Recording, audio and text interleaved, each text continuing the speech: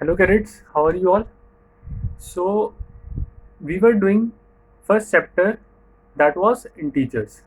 So far I have taken 8 tutorials of your class, and in these 8 tutorials all the topics, all the concepts related to this chapter on integers we have covered. So today we are going to have a quick revision of all those concepts so that it is easy for you to relate all those things. At the same time, we will do some statement questions related to this chapter on integers. So let us start with our first topic that we did in this chapter, that was introduction to integers. Introduction to integers. Integers you studied in class 6 also, but this time we are having a detailed, a little more explanation or overview of this topic on integers. Okay, so how we started it, that first of all we have something called counting numbers that are called natural numbers. To denote a set of natural numbers we use letter n. Natural numbers start from 1 and goes on to infinite. These are something that every child learns when goes to school. Okay, 1, 2, 3. So counting starts from 1, always in lower classes. After that, we added something called 0 and got a set of numbers called whole numbers.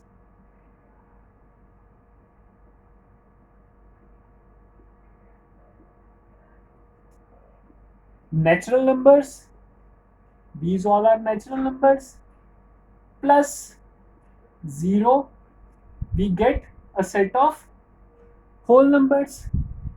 So after this, but can there be any number below 0? Okay, suppose you were having 100 rupees and you gave it to someone. Now what you are having? 0. You are not having anything. After that you borrowed 10 rupees from someone. Then what is your net worth now? So you have gone below even 0. Now means your net worth is you have to give 10 rupees to someone. So you have reached something called minus 10. Earlier you were having 100 rupees, you came to 0, but again you wanted to spend something, you borrowed 10 rupees from someone. Now when you are having some money, suppose you got 200 rupees, so now you are not having 200 rupees, but you have to give back these 10 rupees. So this 10 rupees which you have borrowed is represented by negative 10. If you have something, you represent it by positive. If you have borrowed something, you represent it by negative. If you are above the sea level, suppose this is the 0 meter or sea level. Suppose a plane is flying at 400 meters and a submarine is moving at 200 meters below sea level. So how would this seaman and this pilot would represent these heights?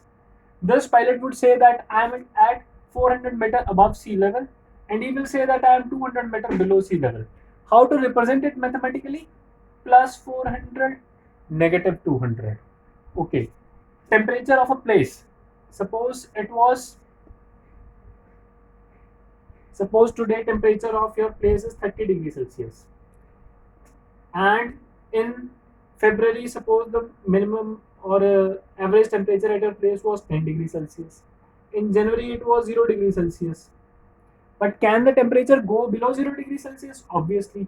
If you go 1 degree Celsius below 0, you will say minus 1. 2 degrees Celsius below 0, you will say minus 2. 3 degrees Celsius below 0, you will say minus 3. 3 less than 0. So minus 3. To represent these set of negative numbers, we used a number line. if it is 0, 1, 2, 3, 4, and so on, -1, -2, -3, -4. So in this way, this could be represented. So this set of numbers, positive numbers, 0, along with these negative numbers, is called set of integers. To denote a set of integers, we use letter Z. So this is what was the significance of integers and what all integers are. Okay. So what is the difference between these whole numbers and integers? Basically, the basic difference is inclusion of negative numbers. So how to do different mathematical operations on these negative numbers? If someone asks you to add two positive numbers, to multiply, to divide, or to subtract two positive numbers, you can do easily. But what about negative numbers? So then we moved on to operations. So first operation was addition. Second one was subtraction. Then multiplication and division. Here we are talking about addition, subtraction, multiplication, and division of integers. For addition and subtraction, we got a common table. For multiplication and division, we got a common table. Let us see how that table was. Okay. For first number, second number, result.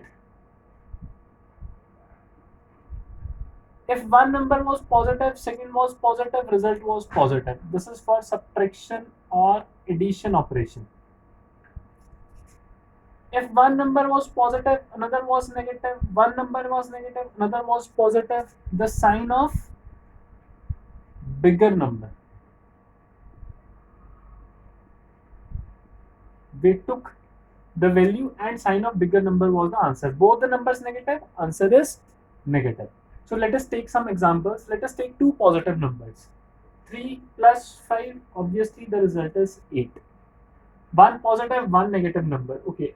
3 minus 5. One positive, one negative number.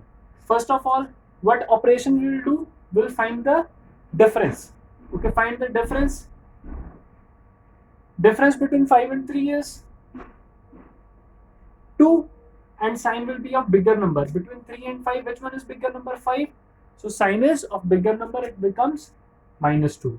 Okay, and if I say 5 minus 3, finding the difference between 5 and 3, 2.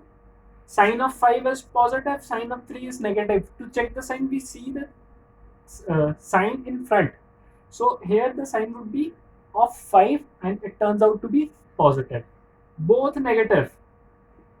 In this case, operation, what operation we'll do? We'll do addition. 5 and 3, 8. And sign will be negative. Okay, if I write over here what operation we'll do, here we'll do add. Here we'll find the difference. Here also we'll find the difference. And here we will do addition. Again, you can see both the numbers are positive. 3 plus 5. What operation will you do? Addition. Add 3 and 5. Add 3 and 5. Result comes out to be 8 and sign will be positive. One number positive, another number negative. What operation will you do? Difference. Take the difference between 3 and 5.